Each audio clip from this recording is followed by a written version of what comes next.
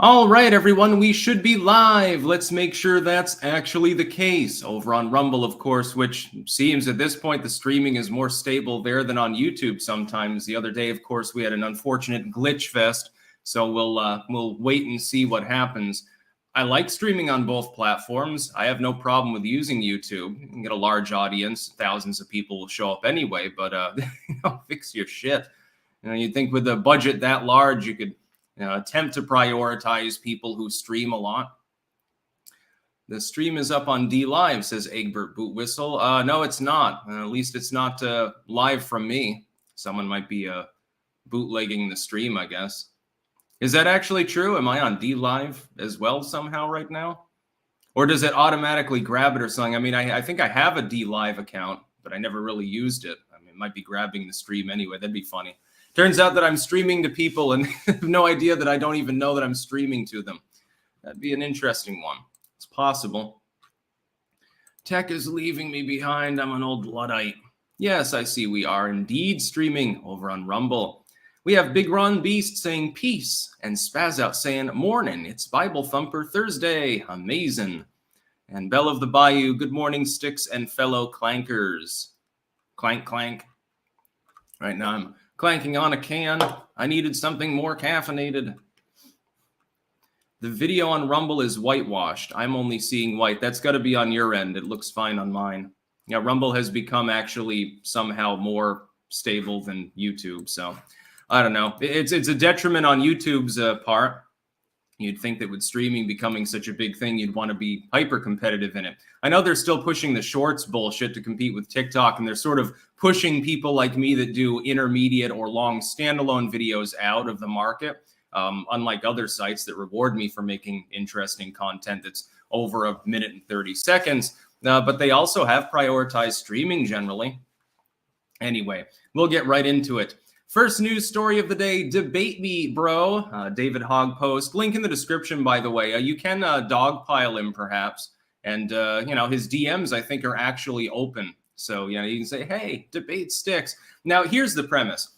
I realize that there's a very remote chance that David Hogg would be interested in debating me on gun control, on gun laws, gun history, things like that. He's been trying to get the head of the NRA to debate him. Now, I've got several thoughts.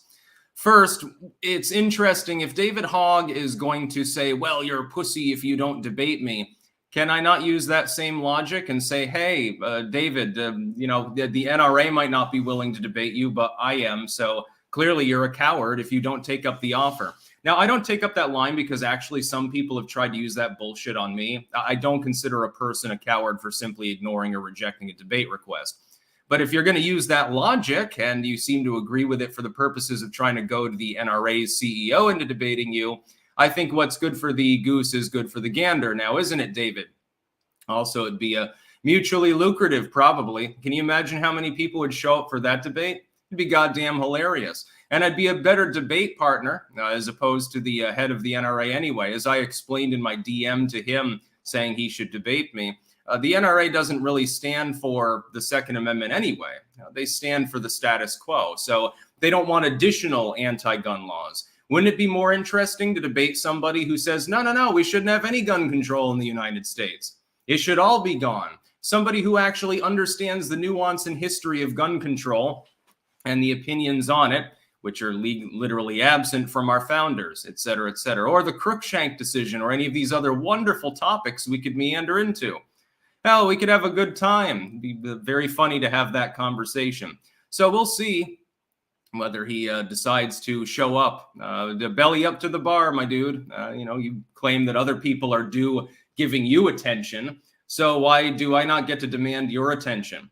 It's the same debate subject. I'm just a different person. I'm not the head of the cucked FUDs at the NRA. Why don't you debate someone from Gun Owners of America or some similar group? Fucking debate Lawrence Southern on guns. Christ, it'd be more. Nobody wants to see you debate the head of the NRA. It would just be rage bait for people that are part of your inner circle, part of your support base anyway. Branch out a little bit further than that, giving a little bit of branding advice to David Hogg. By the way, yes, my audience is, I think, large enough to justify. I think this. It's funny because he's trying to get the dude from the NRA to debate him. There's definitely a gap there between the head of the National Rifle Association, again, FUDs as though they may be, it's a very large membership, tens of millions of people, and David Hogg, who is primarily known for shitting it up on Twitter at this point, and the occasional MSNBC slot. I think, though, that gap is larger than the gap between our respective clout. David Hogg does not really have much of a social media presence, actually, beyond the Twitter echo chamber thing. So, yeah, I think that I'm right up there. You should give me attention, David, which is clearly what you're seeking. You can get attention from me, too. It'll be largely negative, but hey, let's have a debate. We'll debate the role of gun control in U.S. history, the opinions of the founders, its usefulness, types of guns, which you seem not to know much about, so that'll be more of an educational segment for you. Go ahead and do it. First, super chat. Egbert Bootwhistle, I feel like one of many who watch you right before Jesse Lee Peterson. It's kind of like the Ron Paul to alt-right pipeline. I remember that old trope from way back in the day. And Lempronius over on Rumble. Testing, 1, 2, 3.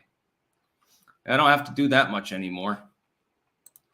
So yeah, we're going to try to get David Hogg to debate me on guns and attendant sub-issues. So you can message him there, or just dogpile the tweet that I made. Again, link in the description, and or the tweet that I'm responding to by him. And I mean, again, you're David Hogg, so you're at the top of the hierarchy, right? You're the big king in the castle of the war against guns. Don't you want to debate someone that's actually capable of debating and doesn't represent a dying industry, which is the gun status quo? We're seeing more people that are more anti-gun, more people that are more pro-gun, and the FUDs in the middle really are being drained away. Principled NRA members are burning their membership cards and then joining other groups that actually stand for rescinding existing gun control. People like myself.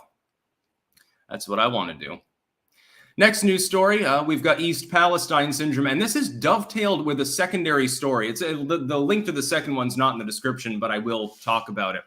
The first part is that people in East Palestine, you know, where they had their big rail disaster, are having symptoms, chronic bronchitis, skin and eye irritation, etc. They're complaining of various symptoms that weren't there before. Again, I hope to God that these people took my advice and the advice of others and got a physical when the disaster first happened so they could get it on paper from a licensed physician. This person did not have this disorder before the derailment or shortly thereafter. It became a condition months later. I hope that they did that with the carcinogenic chemicals that they're absorbing just by being there. I really do hope that they got a cancer screening as well. They probably should have done that. Even if it cost money out of pocket, uninsured or something, you should do that, because the comeuppance later when there's probably a class action suit will outweigh the cost. And then we have a second story attendant to that, which is that the people that are actually employed by Norfolk Southern, who are working to decontaminate the site, they're also complaining of the same symptoms. They're trying to get unionization involved with this and say, look, we're not being given enough protective gear. We're being told to work when we're feeling lightheaded and have a scratchy throat and all of these other things. We're working with chemicals. And for them, you can't deny the exposure. They're literally working to decontaminate. They're not even being given like the stuff that you would use for the coof, you know, kind of masks. They're not even given those sometimes. That's insane. You know, they're working with soil and water and debris that is contaminated with vinyl chloride and other nasties. You can claim, although it's false, that, well, the contamination's not a big problem other than in the site, the vicinity of the derailment itself, which is bullshit. But even if you claim that, you can't claim the workers that are in the zone you're admitting is contaminated shouldn't be properly protected. I smell a secondary lawsuit against Norfolk Southern. I think that the lawsuit should extend further. Definitely Booty Judge should probably go back there and talk to people, and this time actually talk to them. Not go there for a sleazy photo op for a few minutes, refuse to answer questions, and then go and talk to a couple of workers and leave, because that's just a throwaway that you hastily put together because Donald Trump decided to preempt you and show up. So we now have the dawn of East Palestine syndrome, and I have a feeling it will extend further than people in that immediate community. They're the most exposed to it, so they're the ones that are suffering from the effects first.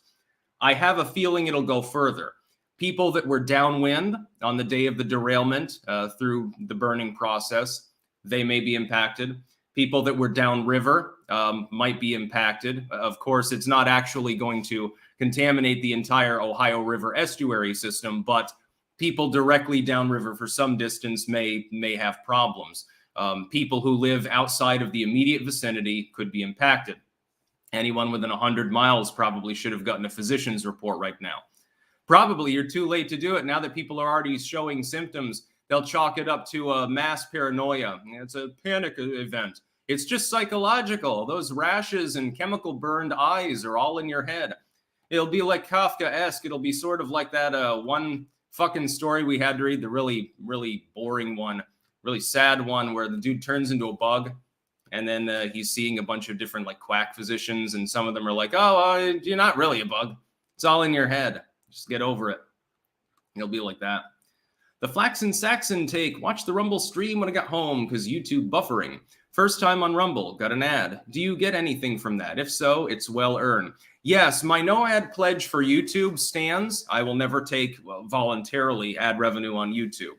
With Rumble, because it's new tech and because that's part of their profit model, I don't have a problem with it. And yes, I do get money from that and from the super chats there. If you're giving me a Rumble rant, I'm getting a considerably larger portion of that than for a YouTube super chat. Not saying I don't appreciate both. Rocky, as black-pilled as I refuse to be, I find it hard to believe that the COVID release was an accident when you consider the behavior of the left and Hong Kong. I can't mention that agency in any critical light. I'm not allowed to. Do not suspend travel. Come to Chinatown, etc. Yes, remember Nancy Pelosi very famously saying that Trump was xenophobic. That was a briefly invented term. And saying that people should go party in Chinatown. That was February of the first year of the pandemic. Quickly changed your tune afterwards. Not a banned account. Did the founders intend us to own home artillery? Yes, actually, literally.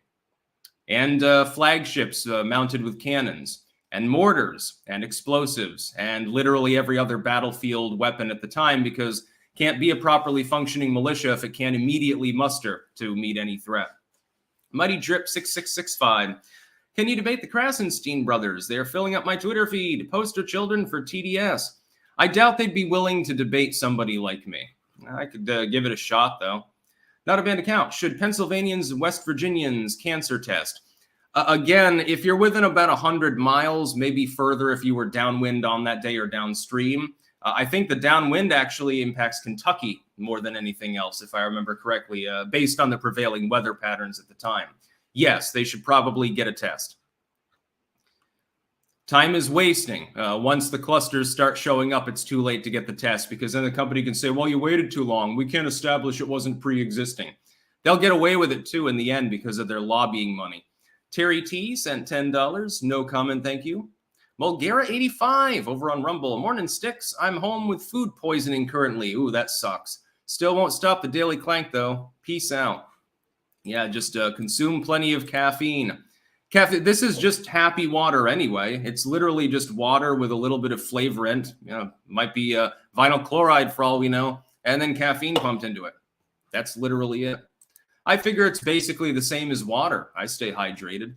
Next, we've got Havana syndrome. We've got to talk about this. A new report has been released. The U.S. government now saying Havana syndrome, that was years ago in Cuba, actually. The U.S. consulate staff that were posted there in Havana had been attacked with some sort of energy weapon of some undescript type. And now they're countering that and saying, no, we found no evidence of that, actually. No, we don't think that a foreign adversary did it. You're probably never going to know the true skinny about Havana syndrome. If you're ever told absolutely by the government that A is the case, it doesn't mean A is the case. It could mean that B is the case and they're covering their asses. For example, we know that the CIA and FBI are involved with the development of directed energy weapons. They've deployed some of them. For instance, those ones that focus a really, really hefty beam of sound at a person and makes it feel like they're being like squeezed inside, and usually they just lose their balance and drop to the ground. Heat-based weapons, energy rays, literally, that at short to intermediate range can incapacitate a person, causing topical burning. It doesn't kill them unless you hit them the wrong way or for too long. but to try to disable an attacker and generally allow capture or drive off a crowd of people. It's the more advanced concept behind weapons that have been deployed for a long time, tear gas, etc., attempting to deny a mob, usually, the ability to inhabit a current area, to clear them out and disperse them. But we don't know. It's possible the U.S. developed such a weapon and it got into the wrong hands. It could be the U.S. decided to test it on its own consulate, thus providing an impetus diplomatically to excoriate the Eastern Bloc. It could be the Cuban communists developed it. It's not beyond the means of any reasonably sophisticated group of people to develop these kinds of things. A sound weapon could probably be developed in someone's garage.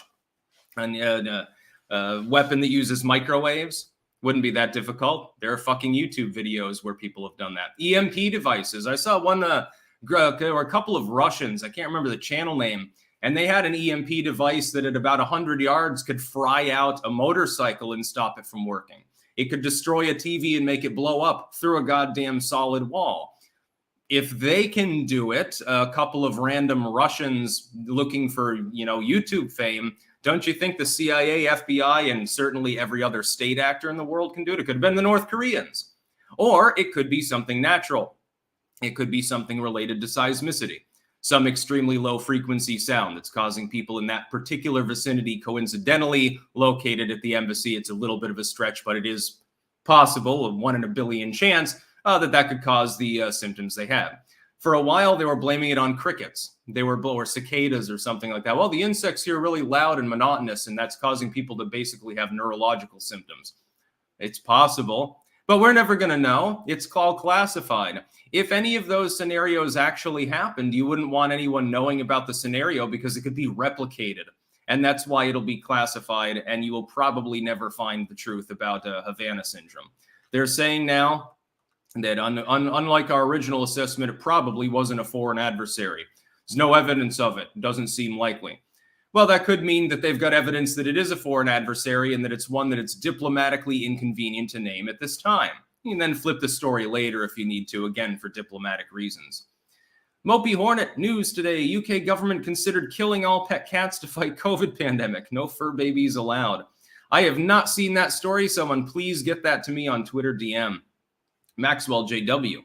Did you hear about the donor class conspiracy to oust the newly elected chairman of the Kansas GOP? Apparently, he's too extremist, so they intend to have him impeached. Alex Dwyer made a thread on Twitter. No, I hadn't heard about that, actually. That's probably another one I'd like a news tip on. I'll pop it in tomorrow's live stream, maybe. Hogg. Love to enjoy my cup of sticks before teaching kids to play cello in the morning. Interesting. Aaron Nelson, just a note, the American Civil War reenactment community has the largest privately owned artillery collection in the world. Our reenactors have more field guns than most nations. That's pretty cool. Crick 650 on Rumble, finally catching you live in the Virgin Islands for a week, and I can see Epstein's Island from here. Very creepy. Keep up the solid work, Sticks. I tune in every day. Thank you. Yeah, just make sure not to go to the island. There are probably all sorts of weird dudes in black vans scouring that area. Probably still there. Next news story. We've got Biden's student loan debt grift. My prediction about where the SCOTUS case against it will go. It's being injuncted at the moment. Numerous states have sued over it.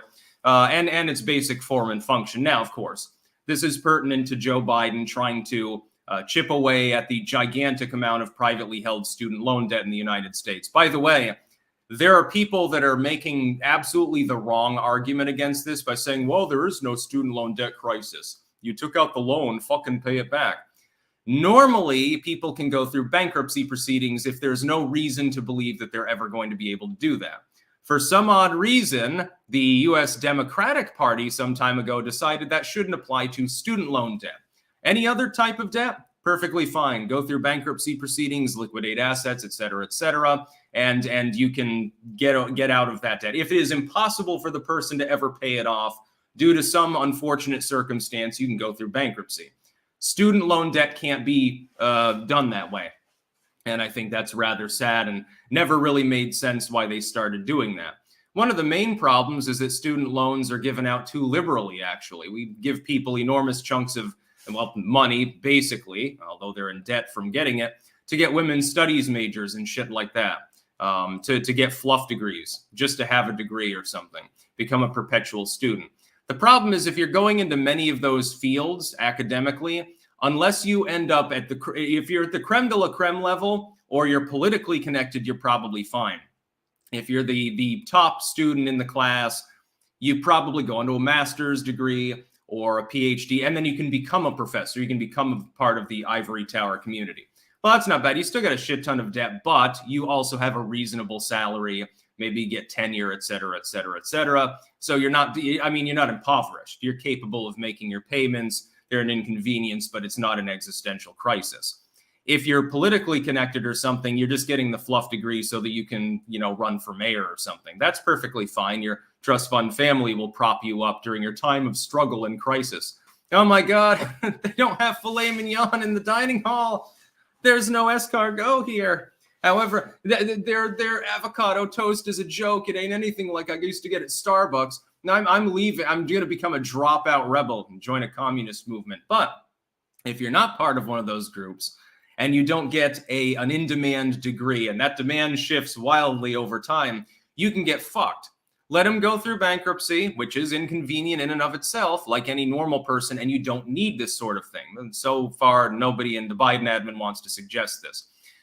His own personal plan, in my opinion, will be struck down by SCOTUS. I don't think they'll uphold it.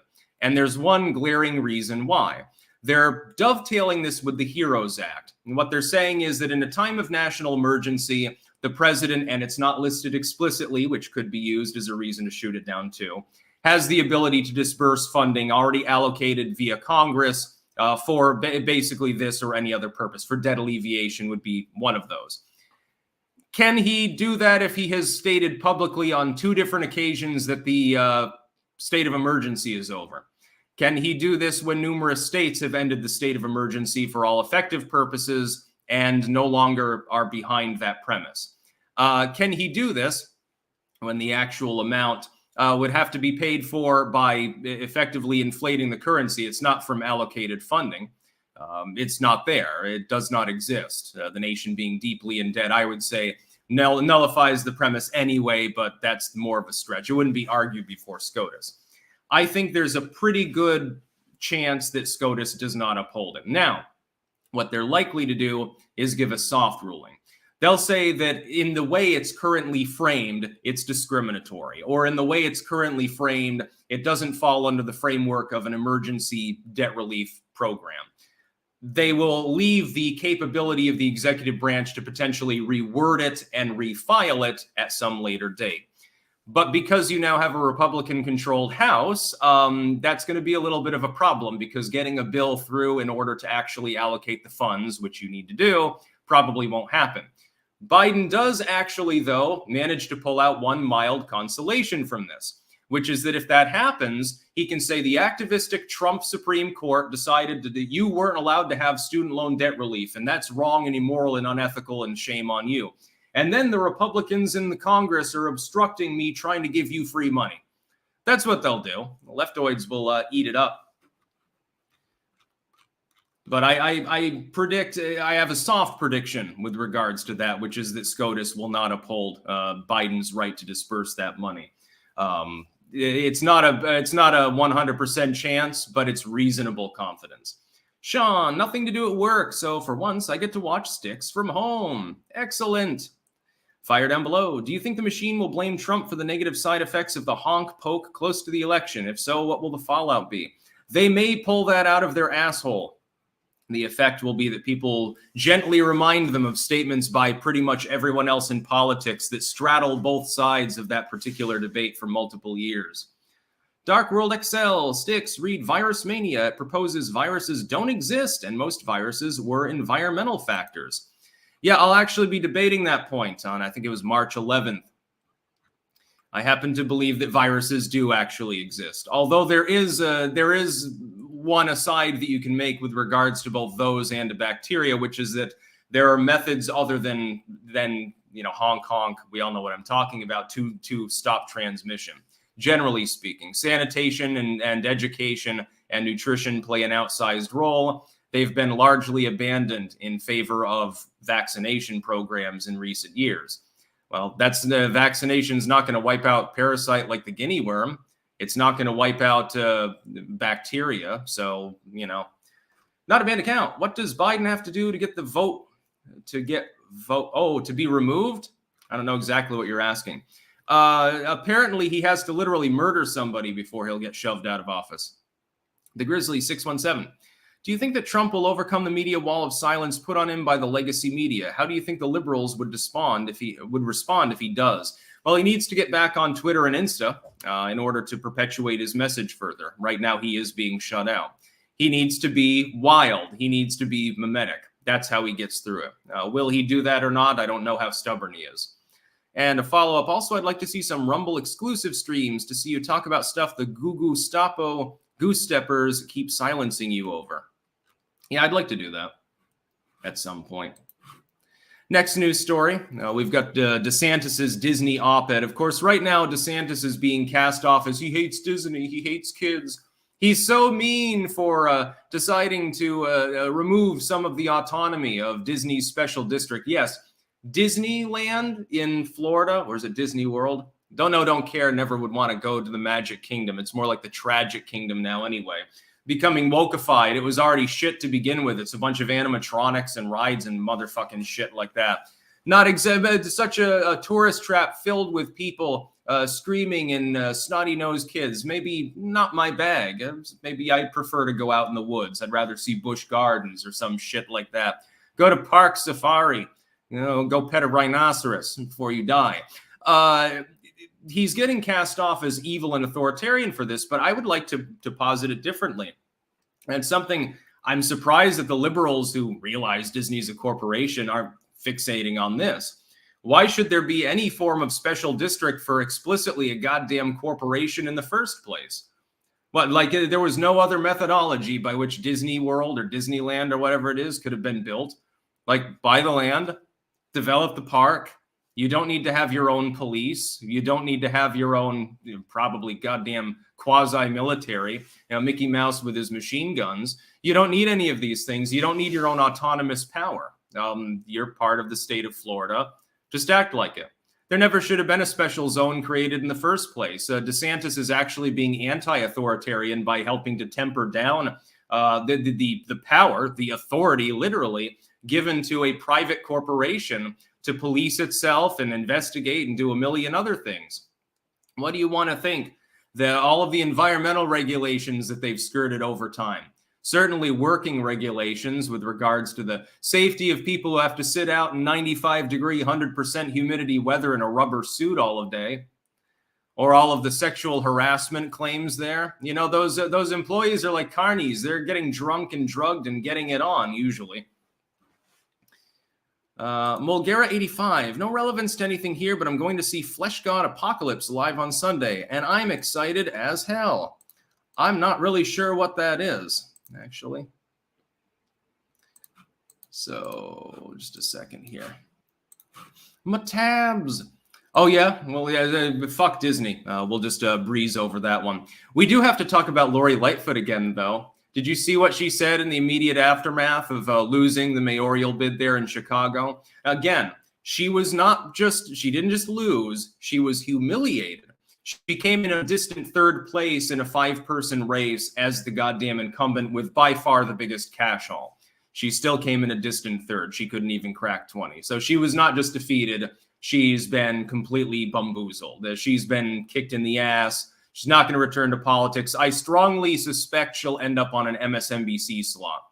I suspect that MSNBC, CNN, and a few of these other liberal news groups will be competing for Lori Lightfoot. So you haven't seen the end of Gollum or of Beetlejuice, brisket head there. She will be back. Unfortunately, we will still have to deal with her. The positive side is she'll probably make Joy Reid look sane by comparison. So there'll at least be some chuckleable moments, more memes, typically dwelling on her appearance, which is funny for laughs, but not really politically compelling in a debate, by the way. Wink, wink, nudge, nudge, choose your battles. But now she's whining about the fact that the reason that she lost is because she is a black gay female. Of course, this was literally predicted by all of us. I'm not going to take any credit for that prediction because it would be bizarre if that wasn't her response. She's doing that because she wants to continue her meandering her relevance through a period in which she's getting job offers.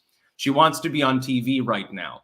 So she'll be asked by Joy Reid, what's your experience as the first Black gay female mayor of Chicago with having a bunch of white people vote you out of office or something inane like that? But I will point this out, though. If you do look at a demographic map of Chicago and you look at the election map with regards to the little sub-districts and how they voted, there is a really deep racial divide. Hispanic communities voted for Garcia. Black communities voted for Lori Lightfoot. White communities voted for white candidates, Vallis, etc.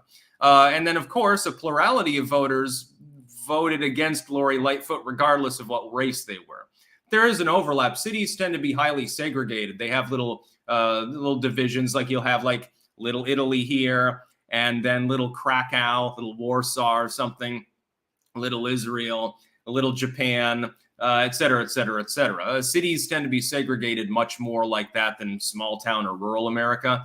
Not a whole lot to segregate in the rural areas because they tend to be fairly homogenous. Same is true in certain inner cities now in the United States, like Detroit. Lori Lightfoot, though, lost among basically every demographic, other than, ironically, those voting because of the color of her skin, specifically voting for her for the color of her skin because she was the Black candidate. Or possibly people voting for her because she's gay. I'm sure there were some voters in Chicago who did that.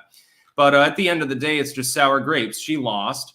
She was humiliated, massively humiliated, and she lost among every demographic. Again, other than the racists that don't like Scott Adams, quite similarly. The Hong Kong, I get a lot of mention on this channel. Yes, I know. Ain't it true? Nulli Secundus, doesn't Ukraine, strategically ambiguous for 10 years, prove liberal international theory failed? Did they learn nothing from League of Nations? Yes, it has failed, by and large. Not just in the diplomatic and military sense, but economically too, tied in with globalism. It works for corporations. It works for people at the top. Doesn't really work for 99% of the world's population. Those people get screwed, blued, and tattooed. If you happen to be like, you're not 1%, but you're the top 10%, you get a little bit bigger a gilded cage. Your pod comes with better amenities. You're allowed to eat beef once a year, not just the soy substitute that those poor proles have to eat. Don't you feel privileged? Now pay us more taxes. Mulgara 85. I already read that one. KMFNA sings, we can hear it clanking in the air tonight. Oh, Lord. We've been waiting for his streaming since midnight. Oh, Lord. Phil Collins. Phil Collins has grown on me over the years. I used to not really like most of his music, but some of it slaps hard. No cap, for real. Straight bussin'. Mulgara 85. Flesh God Apocalypse is an Italian death metal band, so I'm going to a concert. Cool. Let's see here. By the way, once again, almost as many people watching on Rumble as on YouTube, and no longer surprises me when that happens. Then we've got our final news story already, actually. There's a link in the description. You can go and watch it if you want to. It's a transgendered individual seemingly accosting a random Muslim woman walking through the street and screaming at her to remove her hijab. And then getting beaten up and chased off by a bunch of young Muslim males from that community. What fucking timeline are we on at this point? I've got so many questions. First, how did the altercation begin? Like, did the hijab woman insult the transgendered individual, or the transgendered individual just has a real problem with hijab, some women's liberation screed or something like that, and decided to randomly run up to her and shout, pull out your hair, basically, or something like that. And then, by the way, if it weren't an Islamic community and this were some, obvious Christian chick wearing a big cross, getting accosted by a dude wearing a skirt in public and saying, remove that cross, it's a symbol of hate, Christianity is the real devil, or something like that.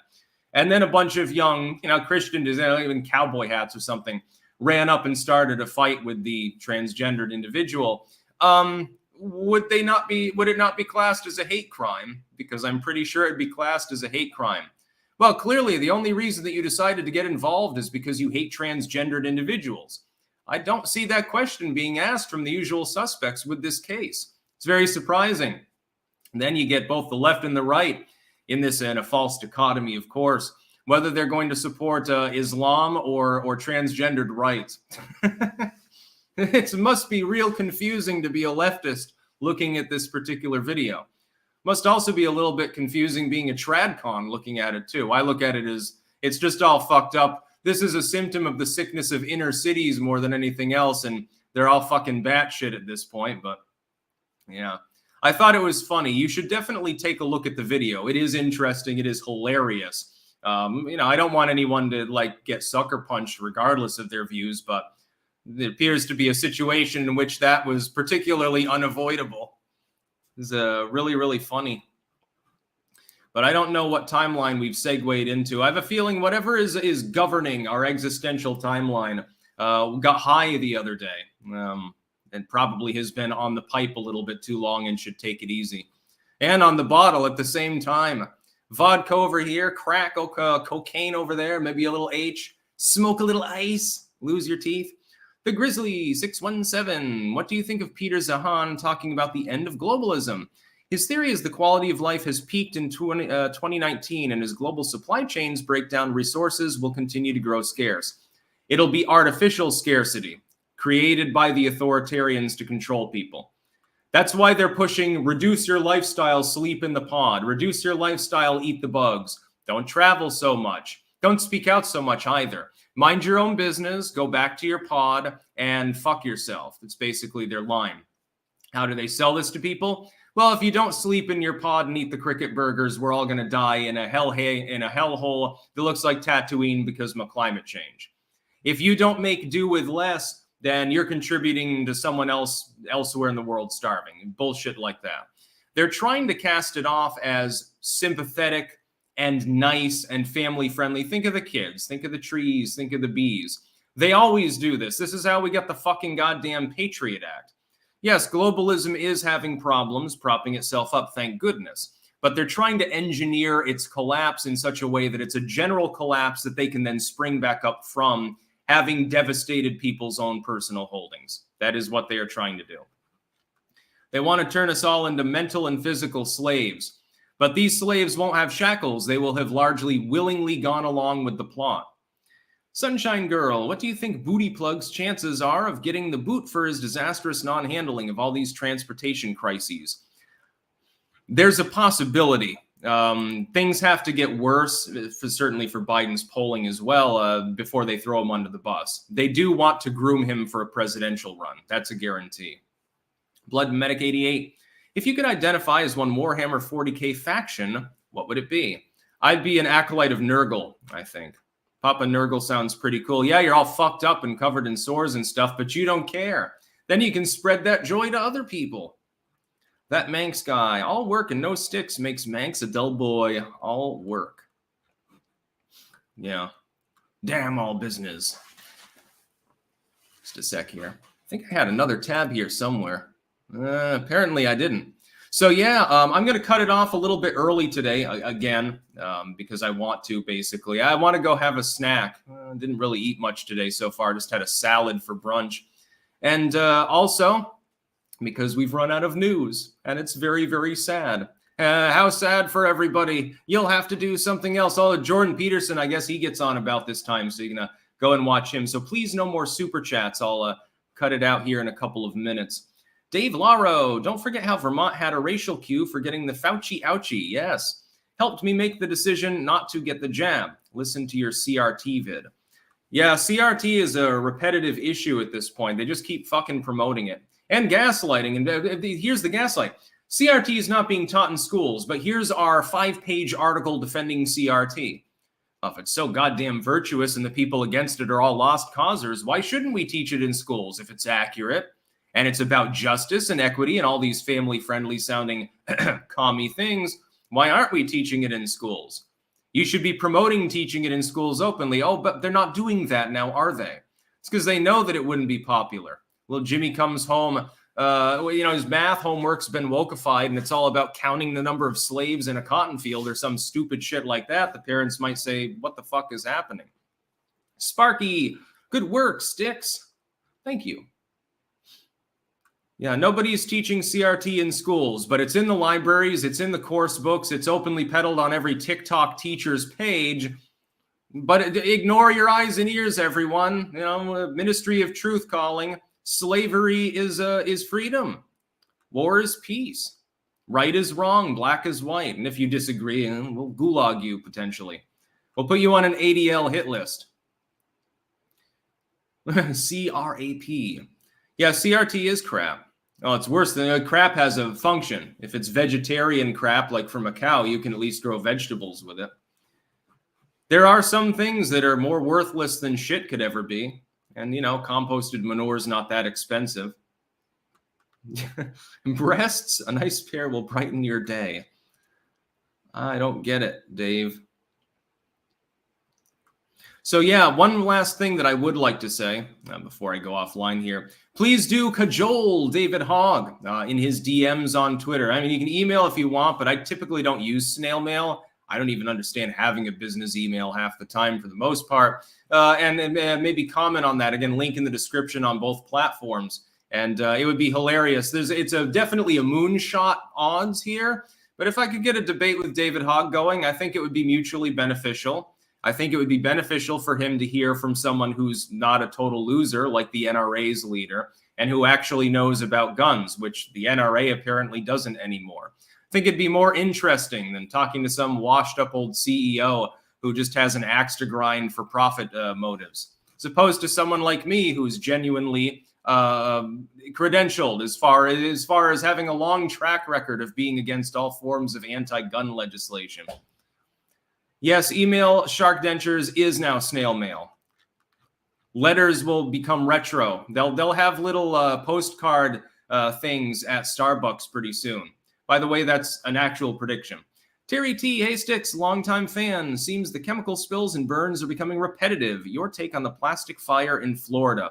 Haven't seen about that, but yeah, I mean, it is happening an awful lot in a short period of time. I'm not sure that I believe some of the simps for the Biden admin when they say, well, it's normal to have this many derailments and chemical fires. I'm not 100% sure that that's actually the case. Somebody can look into that and find maybe government statistics on the number of hazardous waste derailments and fires and stuff like that. By the way, a normal train derailment's not the same as a train derailment in which hundreds of thousands of gallons of highly volatile materials happen to be stored and then intentionally released on the surrounding area by burning them in a trench. That's not exactly the same thing. They've got to stop doing the apples to oranges comparisons because it is a logical fallacy. Anyway, I'm going to go offline here, go get a snack and do some other shit. That's about all. Peace out.